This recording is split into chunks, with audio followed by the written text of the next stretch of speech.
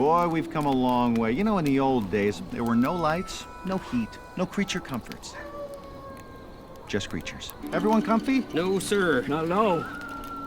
Nowadays, you just plug everything into your car. You got lights, heat. We are out of pesto. I'll make a run. Hey, everybody comfy? No. Okie doke. 우리 시대 가장 진화한 전기차, 양방향 충전에 완전히 새로운 현대 아이오닉 5.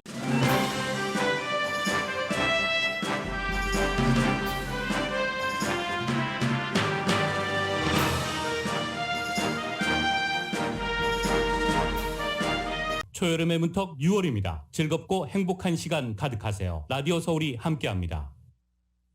강혜신의 오늘의 미국.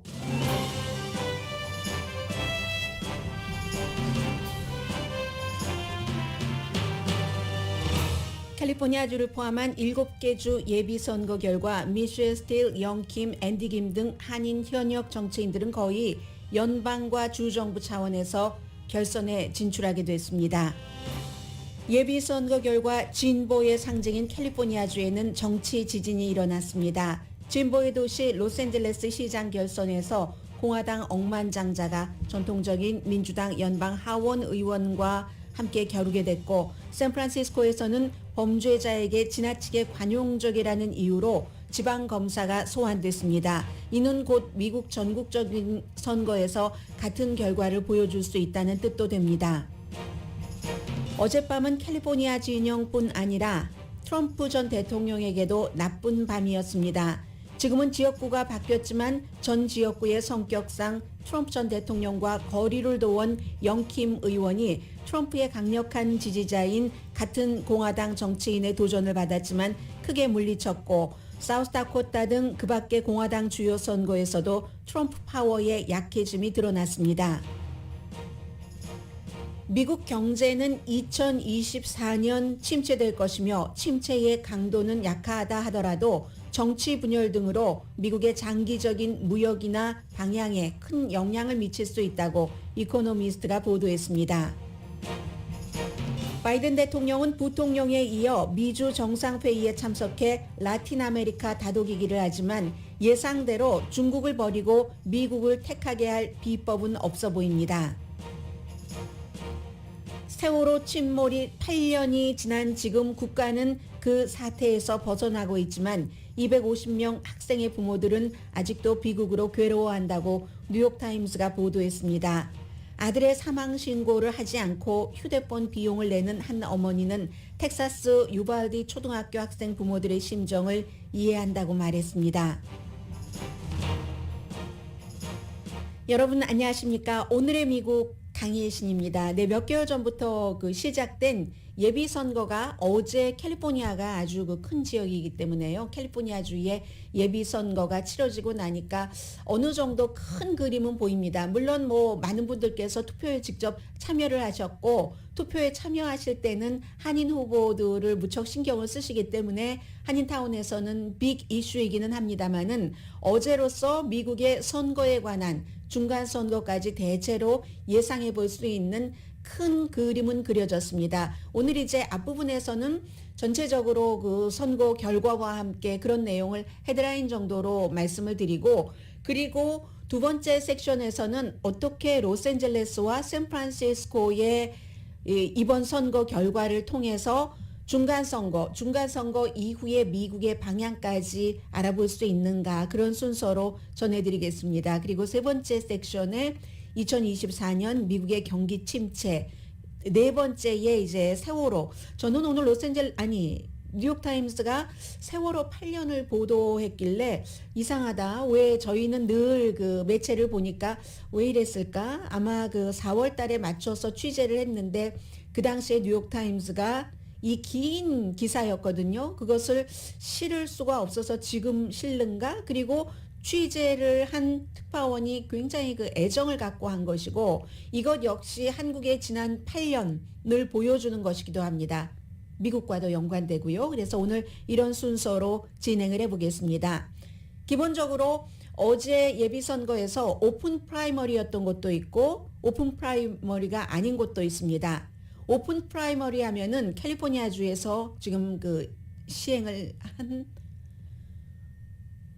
두 후보, 당을 가릴 것 없이 공화당, 민주당이라고 가리지 않죠. 그렇게 투표를 해서 더 많이 받은 사람 두 사람이 예비선거에 나갑니다. 그렇지만 이것은 이제 주지사 같은 경우는 또 해당되지 50%가 넘으면 카운티나 LA시 선거 같은 경우는 그런데 한 사람이 50% 넘으면 결선을 치를 필요가 없이 당선이 돼 버립니다. 카운티와 시 선거에서는. 그러나 이 주지사는 지금 뭐 50%가 뭡니까? 캘리포니아 주지사가 현재 개표율 레이티스트로 한번 볼까요? 레이티스트로 주지사 개표는 꽤 됐던데요.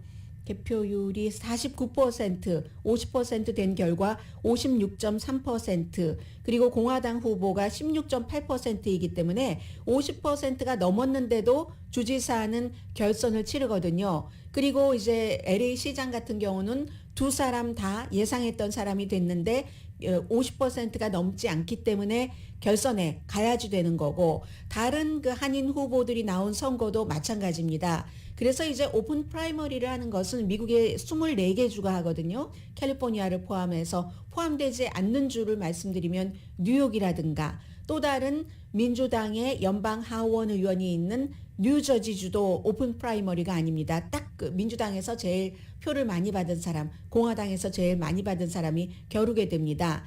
오픈 프라이머리를 하는 이유는 사람들을 투표 참여율을 높이기 위해서 그렇습니다. 나는 꼭 공화당 저 사람도 공화당이라고 똑 해서 내가 공화당만 뽑는 것도 싫고 민주당도 싫은데 내가 나의 성향은 아닌데 이슈는 그러네 하면 굉장히 융통성이 있죠. 그렇게 될 경우 사람들이 투표에 많이 참여를 할 수 있기 때문에 오픈 프라이머리를 많이 채택을 합니다. 뭐 조지아주라든가 한국 분들 많이 살고 계시는 텍사스주도 오픈 프라이머리고, 유타 또 그 워싱턴 시애틀이 있는 그것도 오픈 프라이머리입니다. 그래서 이제 우선 한인 후보 가운데서 중요한 연방을 좀 말씀을 드리면 40지구에 출마한 영킴 의원, 원래는 굉장히 걱정을 했었잖아요. 같은 공화당 후보에 대해서, 그렉 라스 후보에 대해서. 그렇기 때문에 예비선거에서 광고료로 뭐 $100만 내고 했는데 막상 뚜껑을 열어보니까요. 민주당과 결선을 치르게 되고 걱정을 했었던 그 영킴 의원이 걱정을 했었던 라스 후보는 20%도 받지 못했던데요. 지금 그 최종적인 것 현재로서 보면은 55% 개표한 현재 아쉽 마우무드 민주당 후보가 39.8%, 그리고 영김 의원이 34.4%로 두 사람이 결선을 치르게 됩니다. 많이 받았네요. 또 새벽과 달라졌네요. 그렉 라스 공화당 후보는 24.5%를 받았거든요. 그러면 이렇게 볼 때 영김 의원이 두 번째이긴 하지만 그렉 라스가 떨어져 나갔기 때문에 그것까지 합치면 58, 거의 이제 또 다른 후보가 한 사람 더 있어서 60%는 민주당이 아닌 쪽에 가는 거거든요. 그럼 60% 정도. 그리고 민주당 혼자입니다. 혼자 후보가 39%로 지금은 1위지만 막상 결선에 가면은 공화당에 자신이 지지했었던 후보가 투표용지에 없기 때문에 영킴 의원에게 가는 경우가 많죠. 그래서 이 지역을 40지구를 안전으로 봅니다. 그리고는 이제 45지구를 보면은 미셸 스틸 의원은 밤에 제가 자기 전까지는 미셸 스틸 의원이 제이 첸 의원보다 뒤에 있었거든요. 한 20% 정도 개표했을 때도 현재 44% 개표율에서 미셸 스틸 의원이 49.3%, 제이 첸 후보가 점점 원래는 앞서갔다가 점점 이걸 미셸 스틸 의원이 줄이기 시작해서 41.2, 두 사람이 결선에 나가게 되는데 이미 8% 이상의 차이로 미셸 의원이 45지구에서 앞서가고 있습니다.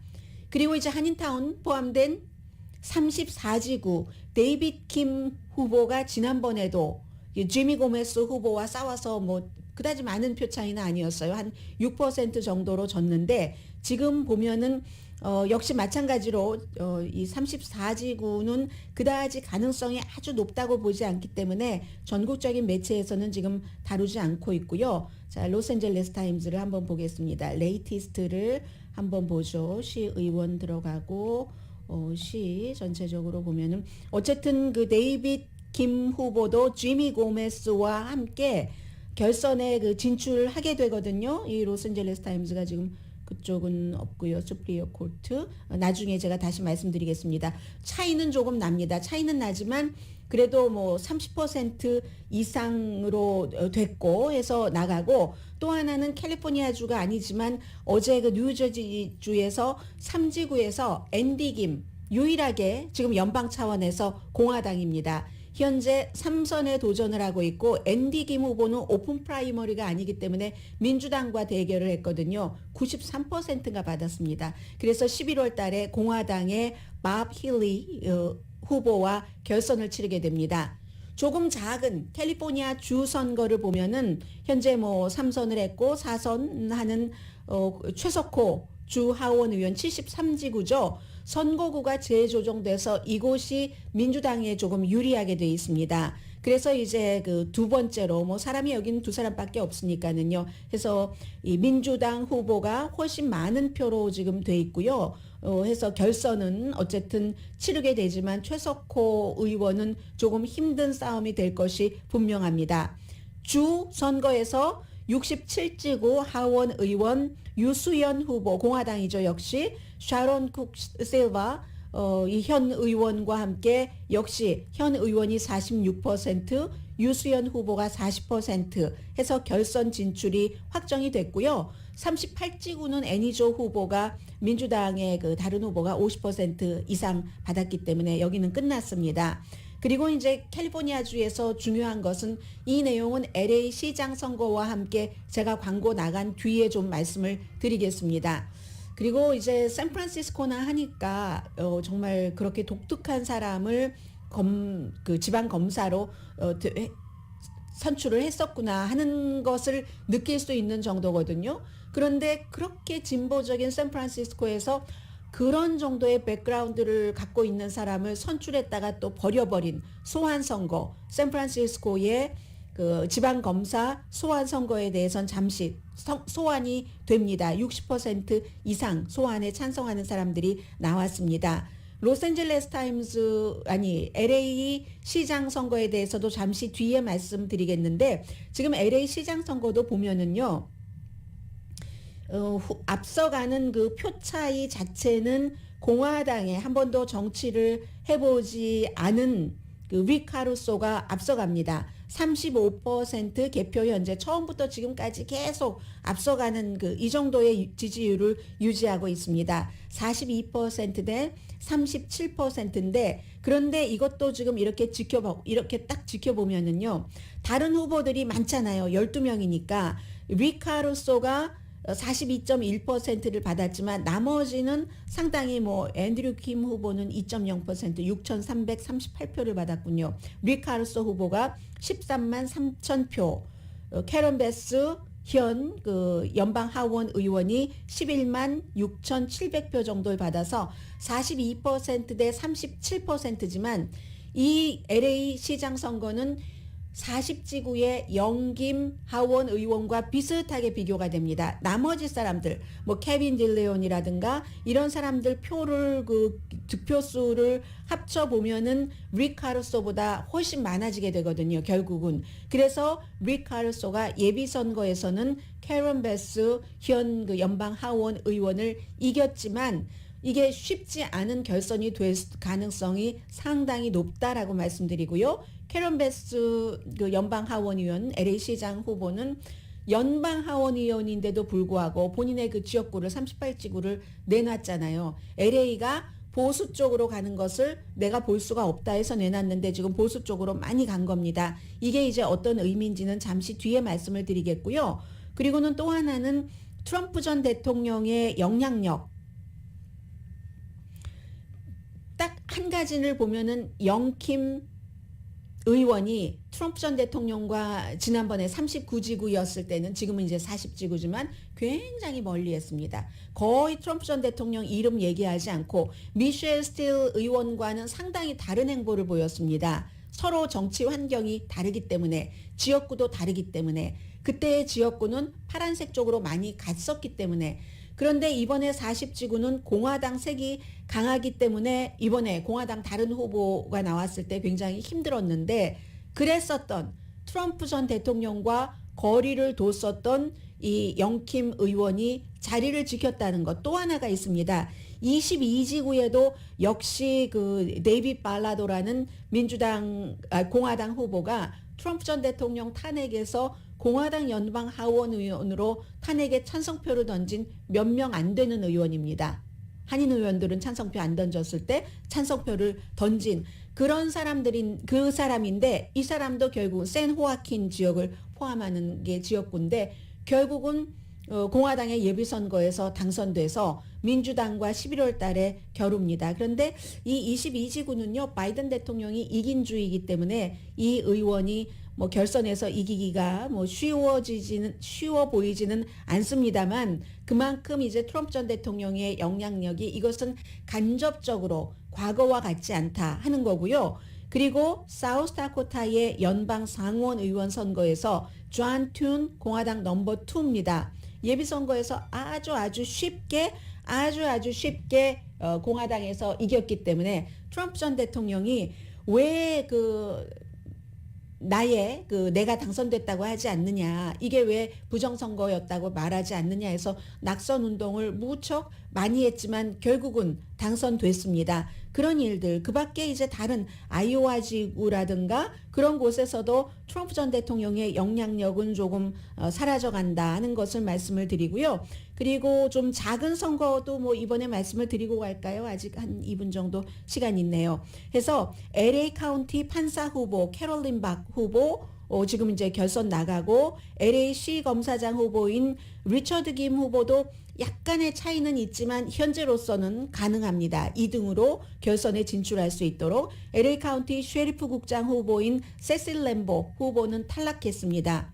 오렌지 카운티에서는 판사 후보인 제시카 차, 이 경우는 안 되겠네요. 에릭 스카보로가 1위가 56.29%, 제시카 차 후보가 43.71%네요.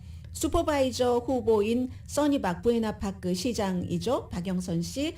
이분은 1위인데 2위, 3위와는 큰 차이가 없고요. 4지구 교육위원 이사로서 한인 후보들이 2명이 있었잖아요. 엘리사 김, 데이빗 최, 1, 2위와 차이가 많이 나는 그 뒤에 단계로 3, 4위네요. 3, 4위로 탈락됐습니다. 그래서 한인 후보들은 이 정도면 정리가 된 것 같고 잠시 뒤에는 왜 이 LA 시장 선거와 샌프란시스코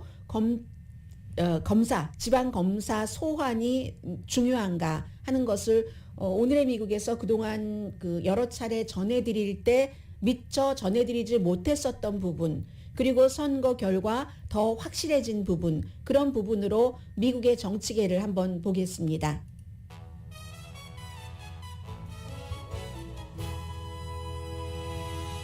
오늘의 미국은 사람을 아름답게, 세상을 아름답게, 피부과학 셀리온, 전문가가 추천하는 이민법, 가정법 전문 제인정 종합법률사무소, 코지다운 갤럭시 이불은 잠이 솔솔 오게 하는 기능성 거위털 이불, 거위털 이불 전문회사 코지다운, 친절하고 자세한 상담으로 절개를 최소화하는 복강경 수술 전문 장지아 외과, 매일 아침 재래식으로 직접 만드는 검정콩 생순두부 수라원 순두부, 처진 얼굴, 이중턱, 목주름을 동시에 해결하는 리프팅의 명가 미러클 레이저 클리닉, 차원이 다른 샴푸형 흰머리 염색약 수화연을 핫세일 중인 한국 홈쇼핑 공동폰입니다.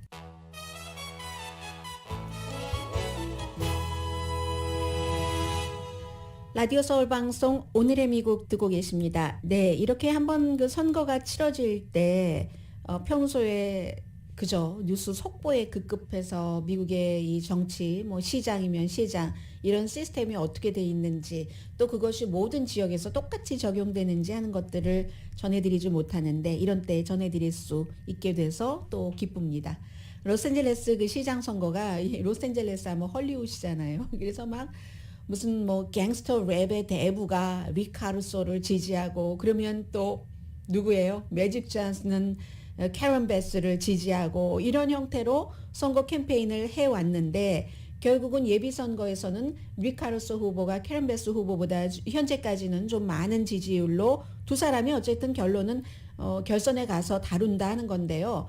20세기 초에 이 도시의 그 지도자들이 적어도 도시는 로컬 정치니까 중앙 정치와 상관없이 당파성 전혀 없이 하자 해서 실제로 그런 것들이 많이 이루어지는 것처럼 해왔는데, 어느 순간부터는 그렇게 되지 않는 겁니다. 그러니까 LA의 그 에릭 가세리 시장 같은 경우가 임기 제한이 있어서 못 나왔지만, 뭐 바이든 그 대통령을 아무도 지지하지 않을 때, 후보였을 때 먼저 지지를 하는 그런 일이 있는 거잖아요. 민주당 해서 바이든 대통령도 너무 고마우니까, 아무도 지지하지 않을 때 본인을 알아준 사람이 얼마나 고맙습니까? 그러니까 이 사람을 어떻게든 여기 대사로 보내볼까, 저기 대사로 보내볼까 하면은 LA 시청에서 있었던 여러 가지 문제 때문에 인준청문회에서 걸리고, 또 인도 대사로 가나, 이런 문제가 있는 거죠. 그만큼 정치화 된다는 겁니다. 시장도요, 다 똑같은 시장이 아닙니다. 뉴욕 시장이 훨씬 LA 시장보다 막강합니다.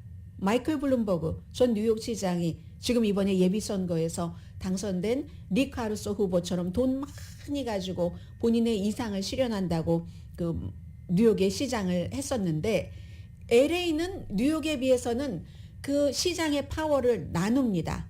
LA는 LA 시의회가 따로 있죠. LA 카운티 슈퍼바이저가 있죠. 이렇게 나누니까 권력이 분산돼서 부패가 조금 덜 할지는 모르지만 일을 할 때 효율성 있게 안 되는 겁니다. 집약적으로 안 되고, 어떻게 하려고 하면 여기서 반대해, 여기서 막어, 뭐 제안은 너무 많이 나오고 여러 군데로 권력이 분산되어 있기 때문에 그게 지금 로스앤젤레스의 형편이고요. 전국에 노숙자가 있다면 11%가 로스앤젤레스 카운티에 있습니다. 특히 이제 뭐 로스앤젤레스 시에 많겠죠. 6만 6천 명 정도인데, 그래서 2016년도에 이 노숙자 문제를 어떻게 해결하느냐 해서 세금까지 올렸었잖아요. 그때 올린 세금으로 12억 달러 채권을 발행을 해서, 원래는 10,000채 정도는 지금 지었어야지 되거든요. 그런데 10,000채가 뭡니까? 1,500채 정도가 지어졌을 뿐입니다. 그래서 이 홈리스나 범죄나 이런 것들을 내가 지어놓은 쇼핑몰처럼, 아주 좋은 집들처럼 로스앤젤레스를 아름답고 깨끗하고 코지한 곳으로 만들겠어 하는 리카루소의 선거 캠페인이 많은 사람들에게, 물론 그 TV 광고도 어마어마하게 했지만 많은 사람들에게 어필을 했다는 겁니다. 실제로 뭐 사망자는 2021년도에 LA시에서 400명이 숨졌는데 2006년 이후에는 가장 많지만 1990년대에 비하면 또 작은 거거든요. 그런데도 불구하고 1992년도에는 뭐 라드니 킹 그 사건이 있었기 때문에 도시가 굉장히 거칠었었지만요. 그렇게 거친 것을 거치고 나면 사람들은 좀 바꿔보나? 지금 현재의 블루, 이 민주 뭐 이쪽에서 하면서 그때 리처드 리어든 억만장자를 시장으로 선택을 했었습니다. 그리고 그 리처드 리어드는 지금 그 리카루소를 공식 지지했죠. 캐런 베스의 경우는 사실은 에릭 가세리가 오랜 동안 뭐 이런 무슨 그 이번에 오픈 프라이머리 시행 이런 것과 관련해서 다른 시장보다 조금 임기가 길어졌는데, 그렇게 되면 그 임기가 길어졌던 그 사람 내에서 해결하지 못했던 비난을 에릭 가세리가 받아 마땅할 것 같은데, 그런데 캐런 베스 후보도 38지구 이쪽 뭐 지역구고 하니까 결국은 그 모든 비난을 범죄에 대해서, 홈리스에 대해서 왜 이렇게 민주당이 했는데 못했어? 하는 것을 캐런 베스가 사실은 그 비난을 받게 된다는 거죠. 불만 표출을 그렇게 한다는 거죠. 그래서 이번에 이 선거는 11월 달 본선거의 에피타이저 정도라고 할까요? 다른 대도시에서도 요즘 굉장히 총은 많아지고 당연히 범죄도 많아지고 범죄의 강도는 점점 심해지고 이런 것에 대해서 로스앤젤레스와 마찬가지 영향이 나올 수 있다는 겁니다. 그래서 앞서 계산을 해드린 것처럼 릭 카루소가 캐런 베스 후보보다 몇 퍼센트 많은 지지율을 받았다고는 하나 다른 사람들 거 합치면 또 결선에서는 어떻게 될지 모른다라고 전해드렸습니다. 설령 릭 카루소 후보가 11월 달에 결선에서 진다 하더라도 범죄와 홈리스가 너무 많은 도시에서는 민주당의 진보의 가치가 그 공공안전과 통하는가? 공공안전과 통하는가? 이게 이제 의문점이라는 겁니다. 정말 좌파의 보루라고 표현할 수 있잖아요. 로스앤젤레스가. 거기서 지금은 뭐 당을 선거에 나오기 위해서 민주당으로 바꿨습니다만은 공화당의 아주 그 공화당인 그런 그 사람을 시장으로 선택한다는 이게 로스앤젤레스에서만 문제가 아니라는 거고 샌프란시스코는 두 번째 보여줬습니다. 지난번에는 교육위원 선거에서 뭐 코비드 19 때에 왜 그렇게 문을 많이 닫느냐 그리고 교육위원들이 무슨 예전에 그 노예제 때 뭐 노예를 부렸었던 그런 사람들의 이름을 딴 학교를 다 없애야 된다고 하면서 말이 되느냐 그리고 매그넷 스쿨은 무슨 추첨은 무슨 추첨이야 공부 잘하면 공부 순서대로 가야지 하면서 교육위원 3명을 그야말로 퇴출시켰잖아요. 이번에는 이제 그 지방 검사를 2019년도에 당선이 돼서 2020년부터 일을 했는데 취사부댕이라는 이 사람을 60% 이상 그 표차로 60%였던가요? 56%인가요? 아무튼 이제 그 소환 선거에 성공을 한 겁니다. 그런데 이 취사부댕이라는 사람이 어떤 사람이냐면 검사가 되기 전에 샌프란시스코 지방 검사로 취임하기 전에 베네수엘라의 우고 차베스, 뭐 독재자이기도 하고 우고 차베스의 어떤 뭐 전기 같은 거를 쓴다던가 그리고 볼리비아 혁명 같은 걸 쓴 사람입니다. 이 사람들의 부모도 이 지방 검사의 부모도 지금은 이제 사업 그 날씨 관련 어떤 사이트를 운영하는 그런 사업을 하고 있지만 전에 아주 무슨 범죄자를 무장 강도 사건을 저지른 그런 범죄자를 도주시키는 운전자 역할을 했거든요. 2명의 경찰관과 경비원을 살해한 혐의로 감옥에 뭐 수감되고 했었던 그런 사람을 아무튼 그런 이 집안 자체가 굉장히 쉽게 말하면은 좌파라는 거죠. 좌파. 그래서 진보적인 공약을 했죠. 범죄자들을 좀 그 사법에 있어서 평등성을 그 안에 집어넣어서 뭐 함부로 기소하지 않고 하겠다 뭐 이런 것들을 했습니다. 그러면 그가 그렇게 하겠다고 말하고 2019년도에 당선됐다면 왜 이제 와서 소환을 하느냐? 그 당시에도 그 정도의 진보, 그 정도의 좌파를 온 그 주민이 다 지지하진 않았지만 그냥 약간의 차이로 당선이 됐습니다. 여기서는 전국적인 것과 비교를 할 수 있다고 보였는데 지난번에 대통령 선거에 나갈 때 아주 말하자면 좌파, 버니 샌더스 절대 안 돼, 엘리자베스 워렌 절대 안 돼. 그렇기 때문에 조금 카리스마가 없어 보이긴 하지만 바이든이라는 온건한 사람, 중도 사람을 우리가 선택해야 돼 하고 지금 선택한 거잖아요. 샌프란시스코 지방 검사도 이제는 안 되겠네 해보니까 조금 중간으로 가야지 되겠다 이런 생각을 한다는 겁니다. 그래서 실제로 이 사람이 지방 검사로 있을 때 기소 건수가 굉장히 줄어들었어요. 심지어 가석방된 한 중범죄자, 차를 훔치고 술에 취해서 운전하고 길을 건너던 그 2명의 젊은 여성을 숨지게 했는데 그리고 뭐 그 전에 몇 번이나 체포되고 했었는데도 이 지방 검찰청에서 기소하는 것을 거부했다는 겁니다. 그랬더니 사람들이 더 이상 이런 혼돈에서 사는 거 싫다. 여기는 법과 질서라는 거죠.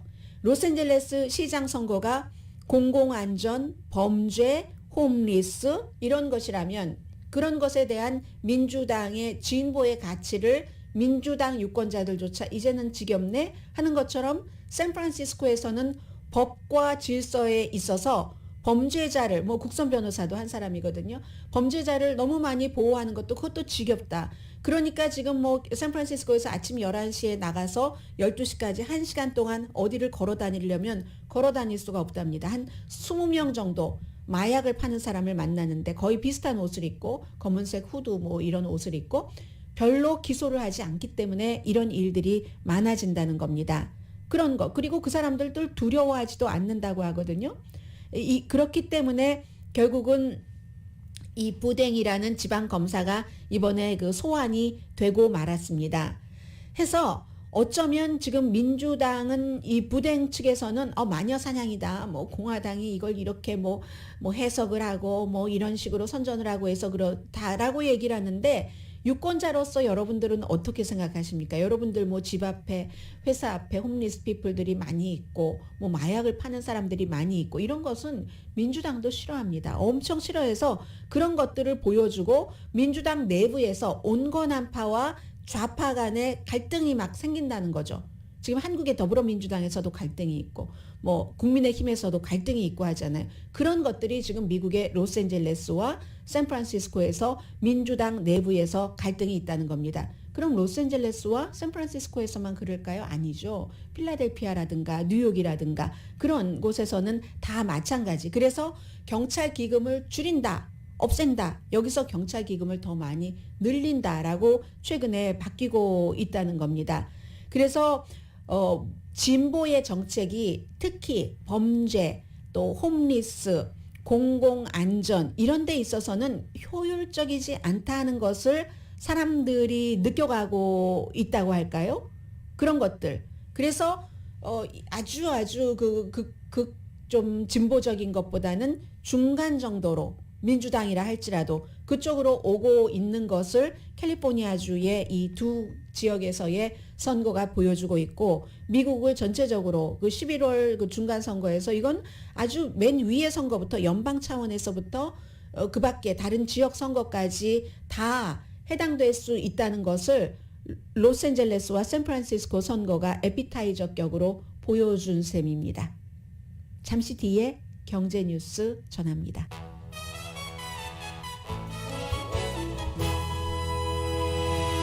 라디오 서울 방송 오늘의 미국 듣고 계십니다. 뭐 바이든 대통령이 뭐 미주 정상 회의에 참여한다는 얘기를 많이 전해드렸습니다. 그런데요, 결국은 그 뿌리까지 쭉 들어가면 미국의 영향력을 라틴 아메리카 국가들 사이에서 넓히는 것이고 그리고 중국과 거래하지 말고 우리와 거래하세요 하는데 중요한 건 그만큼 할 만한 것을 해줄 수 있느냐 미국이. 중국이 여러 가지 베네핏을 중미, 남미에 주는 것처럼 그것이 문제로다 하는 거죠. 바이든 대통령이 아마 뭐 식량 같은 것이 굉장히 지금 불안정하니까 한 3억 달러 정도 투자하겠다. 뭐 이런 얘기 그쪽 지역에 뭐 이런 얘기를 오늘 할 것 같은데 그게 중국에 도움 요청하는 것을 막을 만큼 충분한지는 잘 모르겠습니다. 어제 그 카멜라 해리스 부통령도 와서 민간 기업에 앞으로 몇 년 동안 19억 달러를 투자하겠다고 약속을 했는데 19억 달러 여러분들 사업하시는 분들 생각해 보세요. 미국이라는 그 거대한 나라에서 주는 투자를 한다고 하는 19억 달러가 그 정도로 그 매력이 있을까 하는 그런 것이요. 그리고 이제 쿠바, 니카라과 또 뭐 베네수엘라를 초대하지 않으니까 멕시코 대통령이 안 온다고 하고 그러니까 볼리비아 대통령도 안 온다고 하고 해서 뭐 일종의 보이콧이죠. 그런 곳들도 있고 뭐 엘살바도르도 그렇고 과테말라도 그렇고 그래서 별로일 것이다. 그러나 미국이 해보는 대로 하는 것이다. 중국을 겨냥해서 하는 것이고요.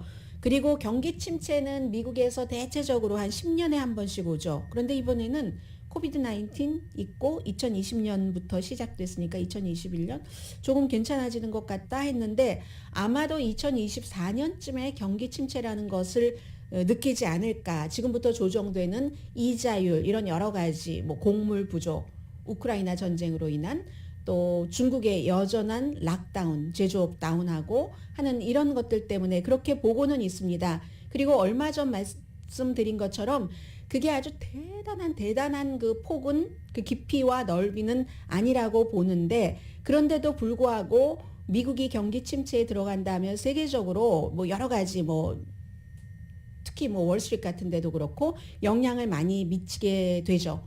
여러분들도 느끼시죠? 계속 가솔린 값을 잡을 수가 없다고 대통령이 얘기를 하고 있잖아요. 뭐 식료품 값도 마찬가지고 그것을 제외해도 연간 인플레이션이 지금 6%가 넘습니다. 포함하면 8%가 넘고 그리고 이 일자리는 지금 3월 달에 나 일자리 찾고 싶어 하면 2개 정도가 있다는 것 아니겠습니까? 그리고 골드만삭스가 최근에 임금을 한 5.5% 뭐 이 정도라고 했는데 이렇게 임금 상승이 그 정도가 되면은요. 그만큼 뭐 파는 상품 물건이 됐던 서비스가 됐던 가격을 올리지 않으면 안 됩니다. 그 가격 올리는 게 물가 상승, 인플레이션이잖아요. 그래서 이제 아무리 미국 소비자가 아직은 좀 캐시가 있고 기업도 쌀 때 돈 빌려놓은 것이 있고 그리고 2008년, 2007년 이때 그 재정 그 붕괴 때 은행 시스템 좀 완벽하게 해놨고 연방준비제도가 무슨 일을 하고 그런 건전한 것을 해나간다 하더라도 그래도 경기 침체는 있다는 거고요. 연준이 아무리 지금 막 불을 붓고 있잖아요. 인플레이션이라는 게 우리가 물을 많이 붓겠습니다 해도 그게 어느 정도 된다고 보고 올해 말까지 이자율은 2.5% 정도 인상할 것으로 대부분의 전문가들은 예상을 하고 있습니다. 그러면 이제 경기가 언젠가는 위축된다는 거 몇 번이나 말씀드렸잖아요. 여러분들께 무슨 뭐 JP 몰건 체이스의 CEO라든가 테슬라의 CEO라든가 이런 사람들이 뭐 지금 폭풍이 몰려오고 있다 하다가 허리케인이네요. 허리케인의 강도는 허리케인 뭐 카테고리 1인지 4인지는 아직 모르겠습니다. 라고 하잖아요. 그래서 그 쌀 위기 이게 생각보다 굉장히 심각한 것 같습니다. 특히 뭐 아프리카 같은데 아시아에도 마찬가지고 연료 유로존은 지금 에너지 쇼크 이미 시작이 됐고 그러면은 세계적으로 미국뿐만이 아니라 결국은 그 가계의 소득이 줄어들 수밖에 없는 것이고 월스트리트 올 들어서 뭐 이렇게 저렇게 특히 더 내려간 것도 있지만 미국 주식시장 평균 15%는 내려갔습니다. 그러니까는 이제 이런 것들이 또 있고 또 정치적으로 굉장히 지금 완전히 이렇게 갈려져 있기 때문에 위기 상황이 올 때 아마도 뭐 이코노미스트나 뭐 BBC 같은 데서는 2024년 말까지는 경기 침체가 뭐 분명히 온다. 그 전에 올 수도 있다고 보는데 그럴 때 이걸 뭐 할 수 있는 것도 얼마 없을 뿐더러 또 대통령 선거도 있고 캠페인 이미 시작되고 하는 때니까 충돌해서 아무것도 할 수 없는 그런 것이라는 거죠. 그리고 정치인들이 계속 경제에 대해서 왜곡을 한다는 거죠. 이게 뭐 이쪽에서 민주당에서 지금 괜찮아. 바이든 대통령이 경기 보고서만 나오면 이 정도면 미국이 뭐 코비드 19 이후에 세계에서 가장 빨리 회복하는 국가입니다 하면 바로 무슨 소리야. 그 돈을 너무 많이 찍어내서 사람들에게 너무 많이 경기 부양책을 줬기 때문에 이렇게 물가가 올라가는 거 아니야. 해석의 차이가 다르고 그 사이에서 일반인들은 혼돈을 해야지 되고 통일된 어떤 국가의 좋게 나가자 경기를 회복하자 하는데 에너지가 집중되지 않는다는 겁니다. 민주당이 아무리 경기 회복을 위해서 애써도 공화당이 절대로 왜 받쳐줘. 우리 공화당이 민주당이 경제 나빠서 우리가 대통령이 돼야지. 그래서 트럼프가 컴백할 수도 있다는 그런 얘기고요. 해서 앞으로 결국은 2024년까지는 적어도 경기 침체가 온다고 하니까 그러면 1, 2년 남은 거잖아요. 1, 2년 남으면 미국의 장기적으로 방향이 바뀔 수 있다고들 예상들을 합니다. 관세 같은 것은 좀 낮춰야지 될 거고요. 그리고 이제 그 트럼프 전 대통령의 컴백 가능성 같은 것. 지난번에 경기 침체 4번 있을 때 3번이 선거와 동시라든가 아니면 그 선거 직전이라든가 그렇게 해서 야당이 이겼죠. 그 클린턴 때부터 그렇게 된 거죠. 그리고 또 무슨 신흥세계, 미국 그 주변의 어떤 국가들, 이런 국가들에게 미치는 영향도 나쁘죠. 그래서 꼭 미국의 약한 경기 침체가 미국이라는 국가 내에서만 한정된 게 아니다. 이런 점들을 세계가 걱정하는 것을 보면 여전히 미국은 세계의 경제 그 1위 대국인 것 맞습니다. 잠시 뒤에는요. 처음에는 제가 그리고 이런 이슈를 대하면 이 사람은 왜 이걸 지금 보도를 할까? 이 뉴욕타임스는 왜 그랬을까? 하면서 해야지 될 뉴스가 많으니까 봐야 되나 말아야지 되나 막 생각을 하다가 봤거든요. 그랬더니 오늘 이 내용을 보도할 만하다. 저는 그렇게 생각이 들었습니다. 잠시 뒤에 뉴욕타임스 기사 전해드립니다.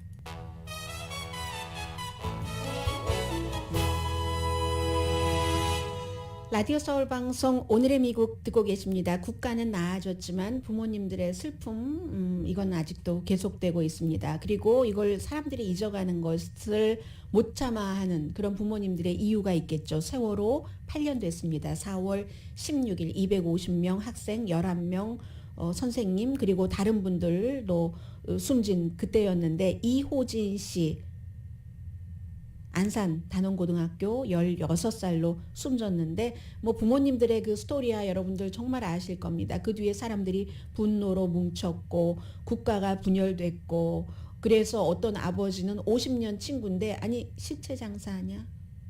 자녀들 때문에 보상금 많이 받아내려고 그런다는 그런 막 하지 말아야지 될 공격 같은 것 하고 그래서 적어도 3명의 부모가 스스로 목숨을 끊고 이혼하신 부모님들도 많고 희생의 깊이를 그분들끼리는 알지만 많은 분들은 잘 알지 못하는 것 해서 단원고등학교 운동장이 내려다 보이는 곳에 황고래 모양의 기념관이 있는데 4.16 기념실도 있고 해서 부모님들은 우리 아이 이름이 거기 있으니까 그곳을 꼭 간다고 하고요.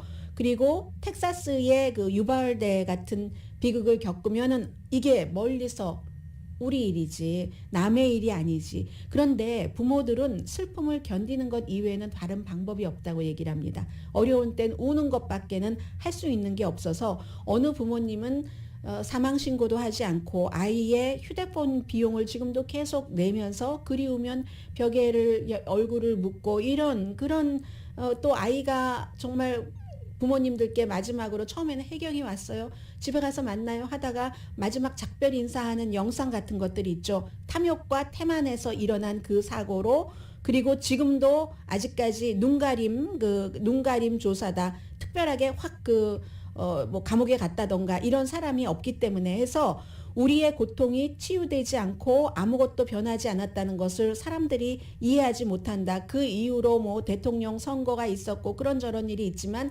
어떤 아버지는 도저히 그 아이의 그것을 견디지 못해서 힘들게 지내다가 약을 먹기로 하고 8년 만에 처음으로 뭐 외출을 하고 했는데 결국은 우리 아이들이 더 이상 이런 형태로 숨져서는 안 된다는 것이 한국에서는 지속적으로 많이 일어나고 있는 일이다라고 얘기를 하는데요. 제가 시간이 없어서 자세히 못 전해드렸습니다. 오늘의 미국은 사람을 아름답게 세상을 아름답게 피부과학 셀리온 제인정 종합법률사무소 거위털 이불 전문회사 코지다운 복강경 수술 전문 장지아 외과 검정콩 생순두부 수라원 순두부 리프팅의 명가 미러클 레이저 클리닉 수화연을 핫세일 중인 한국 홈쇼핑 공동폰이었습니다. 10시에 좋은 아침 좋은 하루 방송됩니다. 그리고 부모님들이 가장 가슴 아픈 게 무엇보다도 자식을 지키지 못했다는 것 죄책감 뭐 이런 것들이라고 하거든요. 그런데 살아있는 자녀분들이 많잖아요. 저희 토요일에 라디오 서울 이 한국 TV가 여러분들 자녀분들 입시에 관해서 그런 세미나를 웹으로 합니다. 한국일보 코리아타임스닷컴에 들어가셔서 네모칸 거기를 딱 누르시면 여러분께서 지금부터 하셔야 될 일들 쭉 나옵니다. 강희신이었습니다.